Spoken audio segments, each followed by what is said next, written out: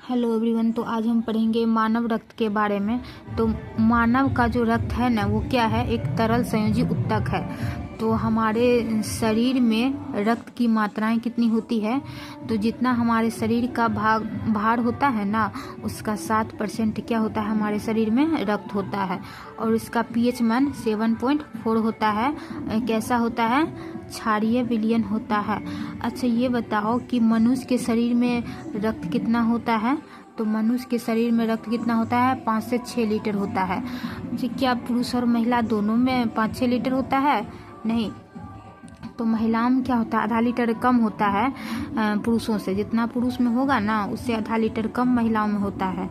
अच्छा, रक्त के कह रहा है कि रक्त जो है कितने प्रकार का होता है। रक्त 2 प्रकार का होता है, एक प्लाज्मा और एक रुधिराणु। ठीक है। तो अच्छा, ये जो प्लाज्मा है, रक्त में यह रक्त का अजीवित तरल भाग होता है। रक्त का लगभग 60% भाग क्या होता है, प्लाज्मा ही होता है। और 90% भाग क्या होता है, जल होता है। और 7% क्या होता है, प्रोटीन होता है। और 0.9 लवण होता है। और 0.1 क्या होता है, ग्लूकोज होता है। अब बाकी जो पदार्थ होता है वो बहुत ही कम मात्रा में होता है।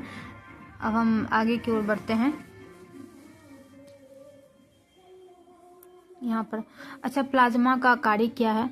प्लाज्मा का कार्य है ना कि बचे हुए भोजन और हार्मोन को बचे हुए जो भोजन होता है और हार्मोन होता है, उस शरीर में संवहन प्लाज्मा के द्वारा ही होता है। अच्छा, सेरम क्या होता है। अच्छा, प्लाज्मा में एक प्रोटीन होता है। प्रोटीन का क्या नाम है, फाइब्रिनोजेन। उस प्रोटीन की जो हम निकाल लेते हैं ना, तो उसमें जो भी प्लाज्मा बचता है उसी को सेरम कहते हैं। अब बात करेंगे हम रुधिराणु के बारे में। ठीक है। तो यह रक्त का 40% भाग क्या होता है, यही होता है रुधिराणु। ठीक है। और 60% भाग क्या होता है, प्लाज्मा। और 40% भाग क्या होता है, रुधिराणु। अच्छा, ये कितने प्रकार के होते हैं, 3 प्रकार के। इसके 3 भाग है। ठीक है। लाल रक्त कणिका, श्वेत रक्त कणिका, रक्त बिंबाणु। अब हम पढ़ेंगे लाल रक्त कण के बारे में। स्तनधारियों के लाल रक्त कण उभयावतल होते हैं। इसमें केंद्रक नहीं होता है। अपवाद में ऊंट एवं लामा नामक स्तनधारियों की आरबीसी में केंद्रक पाया जाता है। आरबीसी का निर्माण कहाँ होता है, अस्थि मज्जा में। अच्छा, आरबीसी का निर्माण क्या होता है, अस्थि मज्जा में। आरबीसी में प्रोटीन, आयरन, विटामिन B12 एवं फोलिक अम्ल आरबीसी का निर्माण में क्या करते हैं, सहायक करते हैं। अच्छा ये बताओ कि हमारे जो आरबीसी है, आरबीसी, तो उसका निर्माण कहाँ होता है, अस्थि मज्जा में होता है। अच्छा, इसके निर्माण में सहायक कौन कौन है, कौन कौन सा सहायता करता है इसको बनाने में, प्रोटीन, आयरन, विटामिन B12 एवं फोलिक अम्ल। ठीक है। अब हम बात करते हैं भ्रूण अवस्था में इसका निर्माण यकृत और प्लीहा में होता है। जब बच्चे जो छोटे होते हैं ना, भ्रूण अवस्था में होते हैं ना, तो इसका निर्माण कैसे होता है, यकृत एवं प्लीहा में होता है। इसका जीवन काल कितना होता है, 20 से 120 दिन का। लाल रक्त कण का जीवन काल कितना होता है, 20 से 120 दिन का। ठीक है। वो मर जाता है, कहाँ मरता है, तो कह रहा है यहाँ पर कि इसकी मृत्यु यकृत और प्लीहा में होती है। तो क्या कहता है, लाल रक्त कणिका जो है, इसकी मृत्यु कहाँ होती है, यकृत और प्लीहा में होती है। इसलिए यकृत और प्लीहा को क्या कहते हैं, आरबीसी का कब्र कहा जाता है। एग्जाम में आएगा कि आरबीसी का कब्र कौन सा है, तो यकृत या प्लीहा। अच्छा, इसमें हीमोग्लोबिन होता है, जिसमें हीम होता है। इसमें हीमोग्लोबिन होता है, किसमें, लाल रक्त कण में हीमोग्लोबिन होता है।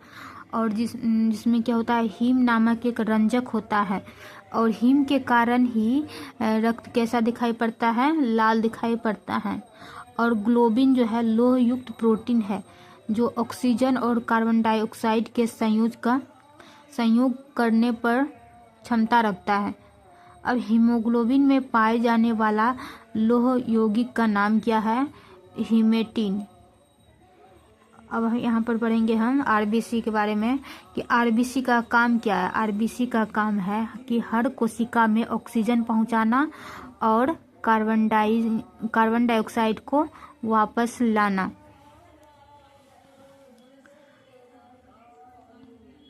अच्छा, हीमोग्लोबिन की मात्रा कम होने पर क्या होगा?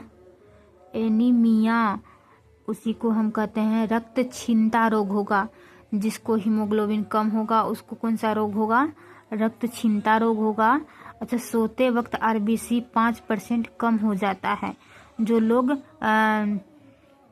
4200 m की ऊंचाई पर होते हैं उनकी आरबीसी में 30% की वृद्धि हो जाती है। और आरबीसी की संख्या किस चीज़ से ज्ञात करते हैं हम? हीमोसाइटोमीटर से। आरबीसी की संख्या किस चीज़ से हम ज्ञात करते हैं? हीमोसाइटोमीटर से।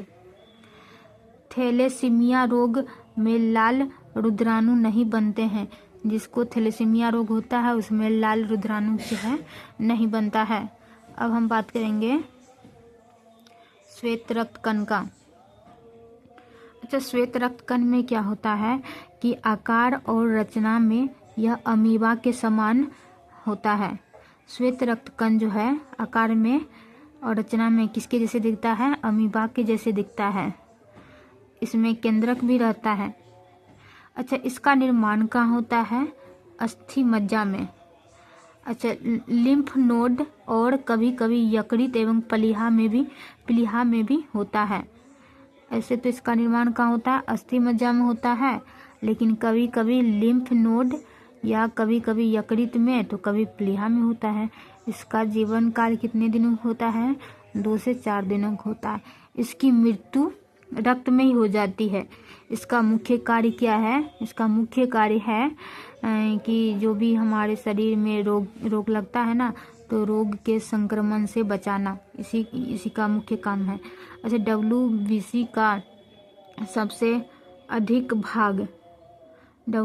का सबसे अधिक भाग यानी 60 से 70% किससे बना होता है?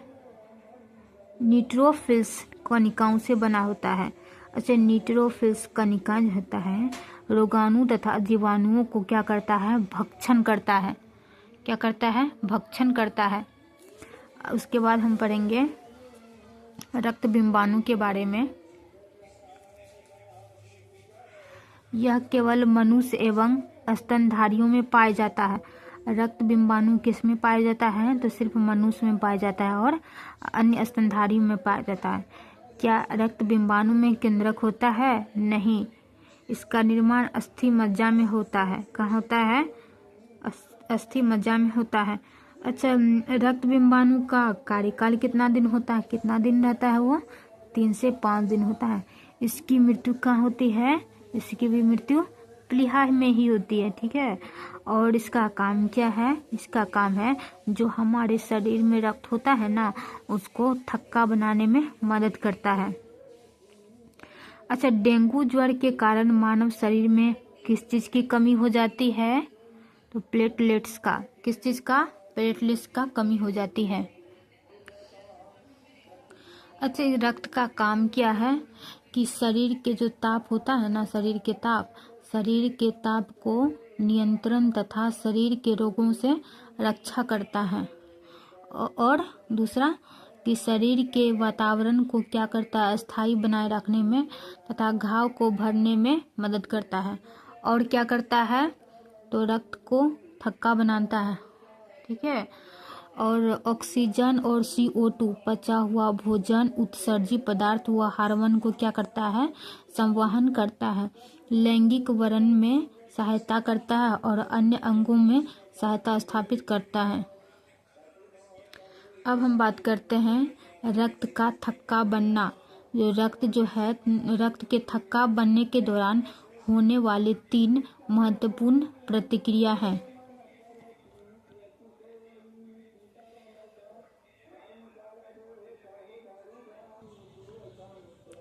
अच्छा, रुधिर प्लाज्मा के प्रोथ्रोम्बिन तथा फाइब्रिनोजेन को निर्माण यकृत में विटामिन के की सहायता से होता है।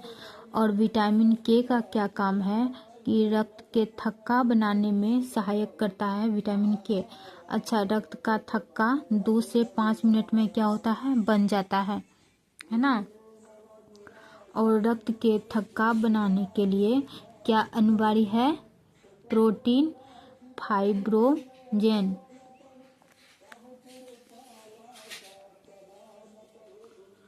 मनुष्य के रक्त वर्ग रक्त समूह का खोज किसने किया था, कार्ल लैंडस्टीनर ने किया था। कब किया था, 1900 ईस्वी में किया था।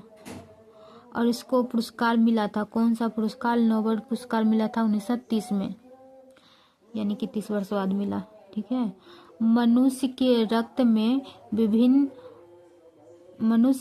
में विभिन्नता का प्रमुख कारक लाल रक्त कण की पाए जाने वाली ग्लाइकोप्रोटीन है, जिसे एंटीजन कहते हैं।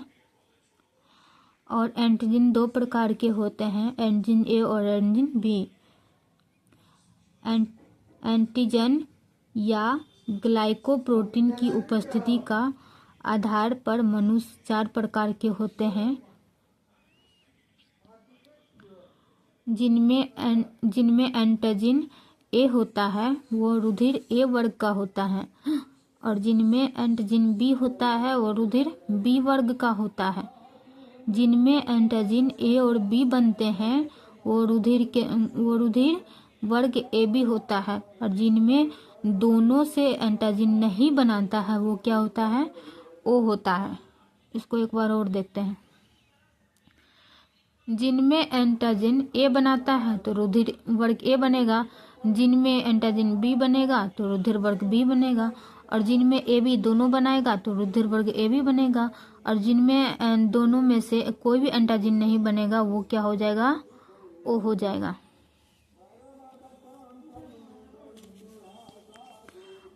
अब यहाँ पर कह रहा है, जब एंटीजन ए बनेगा तो एंटीबॉडी बी हो जाएगा केवल, जब एंटीजन बी बनेगा तो एंटीबॉडी ए हो जाएगा, जब ये दोनों बनेगा एंटीजन तो एंटीबॉडी कोई भी नहीं होगा। जब कोई भी नहीं होगा बनाएगा एंटीजन तो इसमें आ जाएगा एंटीबॉडी में। ठीक है, ए और बी में आ जाएगा। मतलब किसी एंटीजन की अनुपस्थिति में एक विपरीत प्रकार की प्रोटीन रुधिर प्लाज्मा में पाई जाती है। मतलब इसमें ये रहेगा, इसमें ए रहेगा तो इसमें बी रहेगा, इसमें बी रहेगा तो इसमें ए रहेगा, इसमें भी दोनों रहेगा तो इसमें कुछ नहीं रहेगा, और इसमें अगर कुछ भी नहीं रहेगा तो इसमें भी दोनों बनेगा। वही कराए कि हमारे जो ब्लड है ना, उसमें जो प्रोटीन पाया जाता है, वो किसी एंटीजन की अनुपस्थिति में एक विपरीत प्रकार का प्रोटीन पाया जाता है, प्रोटीन प्लाज्मा पाया जाता है। प्रोटीन जो है रुधिर प्लाज्मा में पाई जाती है, इसको एंटीबॉडी कहते हैं। यह भी 2 प्रकार का होता है, एंटीबॉडी ए और एंटीबॉडी बी।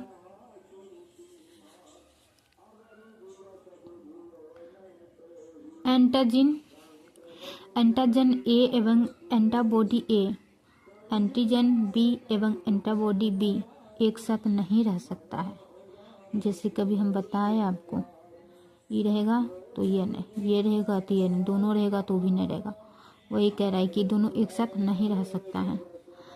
तो ऐसा होने पर ये क्या करेगा, ऐसा होने पर ये आपस में मिलकर अत्यधिक चिपचिपे हो जाते हैं, जिससे रक्त नष्ट हो जाता है। इसे रक्त के अभिश्लेषण कहते हैं। अतः रक्त आधान में एंटीजन तथा एंटीबॉडी का ऐसा तालमेल करना चाहिए जिससे रक्त का अभिश्लेषण ना हो सके। मतलब कहता है कि ये दोनों एक साथ नहीं रहता है। अगर ये दोनों एक साथ रहा ना तो दोनों क्या हो जाएगा, एकदम मारपीट करना शुरू कर देगा। मतलब दोनों एकदम चिपचिपा हो जाता है एक साथ रहने पर, और वो क्या होता है, एक दूसरे का नष्ट कर देता है। अब हम बात करेंगे रक्त समूह ओ के बारे में। ओ को सर्वदाता कहते हैं। हमेशा हम लोग भूल जाते हैं ना कि ओ होगा या ए बी होगा, कंफ्यूज रहता है। सर्वदाता, हमारी दुनिया गोल है, जो हमारी दुनिया है ना, हमको सब कुछ देता है ना, वही क्या है, गोल, सर्वदाता, जो सब कुछ देता है, सर्वदाता है ना। तो रक्त समूह ओ को सर्वदाता रक्त समूह कहते हैं, क्योंकि इसमें कोई भी एंटीजन नहीं होता है। एवं रक्त समूह ए बी को क्या कहते हैं, सर्वग्रहता रक्त समूह कहते हैं, क्योंकि इसमें कोई भी एंटीबॉडी नहीं होता है।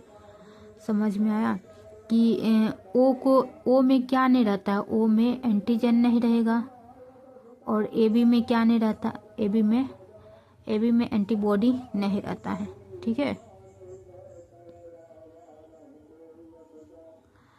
तो अब हम बात करते हैं RH फैक्टर के बारे में, RH तत्व के बारे में। तो सन 1940 ईस्वी में लैंडस्टीनर और वीनर ने रुधिर में एक अन्य प्रकार के एंटीजन का पता लगाया, जिसने किस पे, बंदर पर क्या किया, बंदर पर पता लगाया है ना, इसलिए इसे RH फैक्टर कहते हैं। जिन व्यक्तियों के रक्त में यह दिखता है, जिसका रक्त RH सहित कहलाता है। जिनमें नहीं पाया जाता है, उनका रक्त क्या होता है, जिनमें नहीं पाया जाता है उनका रक्त RH रहित कहलाता है। रक्त आधान के समय RH फैक्टर की जांच की जाती है। अगर RH फैक्टर पॉजिटिव का रक्त तथा RH फैक्टर निगेटिव का रक्त ही दिया जाता है। मतलब कहता है कि जब रक्त का आधान करते समय क्या करते हैं ना, RH फैक्टर का जांच करते हैं। पॉजिटिव वाले को पॉजिटिव देंगे और निगेटिव वाले को निगेटिव देंगे। ठीक है, यदि RH पॉजिटिव रक्त वर्ग का रक्त RH निगेटिव रक्त ही दे दिया जाता है। नहीं, वहाँ चला गया, सॉरी। यदि RH पॉजिटिव रक्त वर्ग का रक्त RH निगेटिव रक्त वर्ग वाले व्यक्ति को दे दिया जाता है, तो प्रथम बार कम मात्रा होने के कारण कोई प्रभाव नहीं पड़ेगा, परंतु दूसरी बार क्या होता है ना कि इस प्रकार का रक्तदान किया जाता है, तो अभिलेशन करके RH निगेटिव वाले व्यक्ति की मृत्यु हो जाती है। मतलब कह रहा है कि अगर पहली बार दे दिया ना तो उतना फर्क नहीं पड़ेगा। मतलब प्लस वाला RH फैक्टर प्लस वाले को अगर निगेटिव ब्लड चढ़ा दिया जाए तो उतना फर्क नहीं पड़ेगा, लेकिन अगर दूसरी बार दे दिया जाएगा तो दोनों क्या करेगा, दोनों एकदम खत्म कर देगा एक दूसरे को, और उस व्यक्ति का क्या हो जाएगा, मृत्यु हो जाएगा।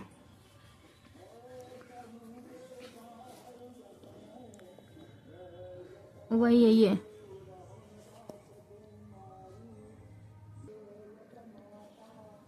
एरिथ्रोब्लास्टोसिस फिटलिस। यदि पिता का RH फैक्टर पॉजिटिव है तथा माता का रक्त क्या है, RH फैक्टर निगेटिव है, तो जन्म लेने वाले शिशु जन्म के पहले गर्भाशय में या जन्म के तुरंत बाद मृत्यु हो जाएगी। लोग कह रहा है कि यदि पिता का RH फैक्टर पॉजिटिव होगा और माता का क्या होगा, निगेटिव होगा, तो जो भी बच्चा जन्म लेगा या तो पेट में मर जाएगा या पैदा होने के बाद मरेगा। यही यहाँ पर कह रहा है, और यहाँ पर देगा, इसको क्या ही पढ़ा जाए।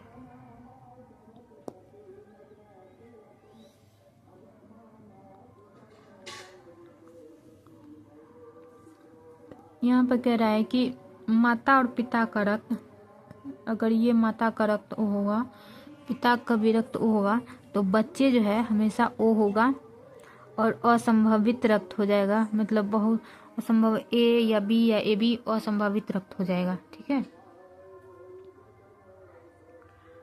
और कह रहा है अगर माता का O होगा पिता का A होगा तो बच्चे O भी होगा A भी होगा, बच्चों की असंभावित रक्त समूह B या AB नहीं होगा। बस यही इसमें कह रहा है। ठीक है,